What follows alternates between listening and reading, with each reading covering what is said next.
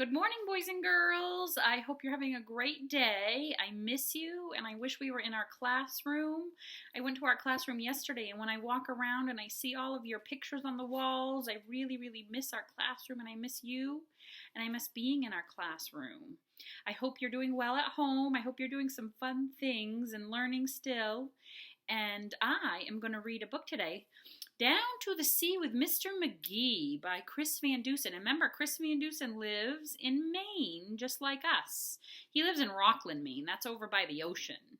We don't live in Rockland, though. We live in Farmingdale or Hollowell or Gardner, Maine, right? He lives in Rockland. Down to the Sea with Mr. McGee by Chris Van Dusen. Remember what this name is? Anybody know what this is called? Remember, this is the book jacket, right? It's like a little coat for the book. It's a book jacket. And then the title page, Down to the Sea with Mr. McGee. And I want you to look really close. At the very top, it says, to everyone at Halldale School. That's our school. He wrote a note to our school. Best wishes, Chris Van Dusen. So he signed our book. Mr. McGee and his little dog Dee love spending time in their boat on the sea. So early one morning at 6:32, they made a decision that's just what they would do. Right after breakfast, McGee packed a lunch, sandwiches, carrots, a thermos of punch, a big box of raisins, some sweet pickled beets, chocolate chip cookies, and crunchy dog treats.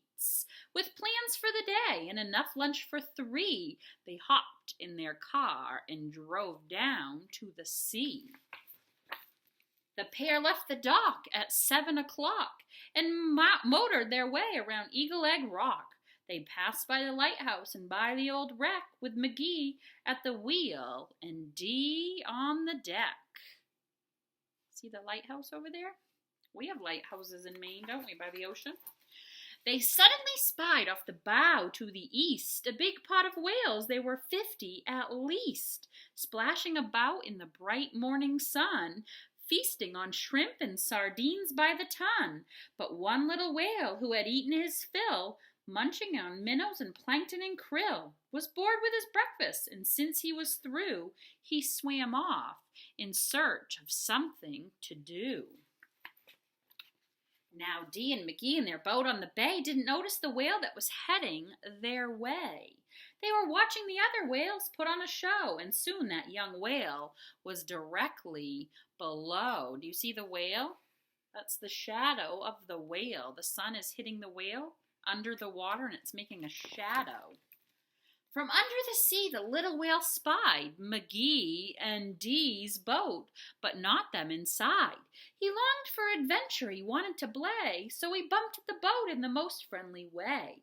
Then the whale placed his blowhole directly below, and ever so gently started to blow.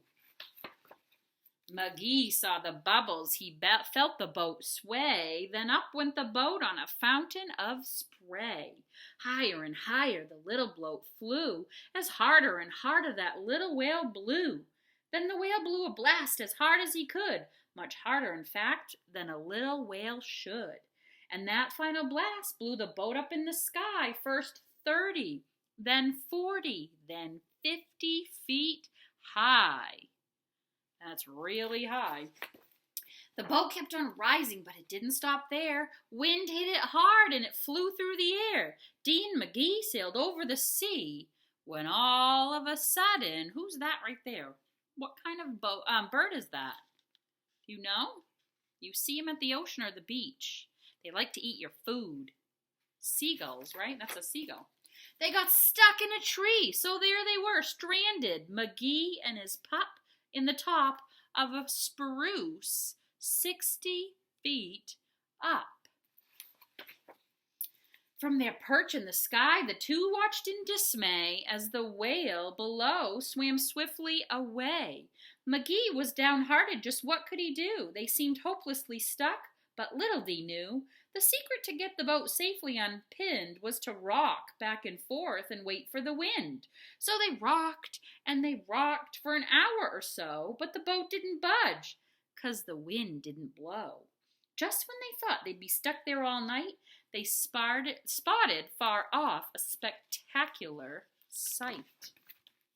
Away in the distance across the blue bay, the whales, all 50, were heading their way. They swam through the water in one long straight row and gathered around the small island below. McGee looked down at the circle of whales surrounding the island and raising their tails. He felt a bit nervous, a little bit tense, when all of a sudden it made perfect sense.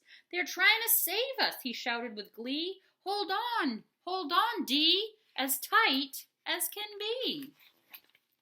Their tails slapped down with a thunderous crash, which in turn created a super high splash that covered the island and raced up the tree and dislodged the boat and set them both free.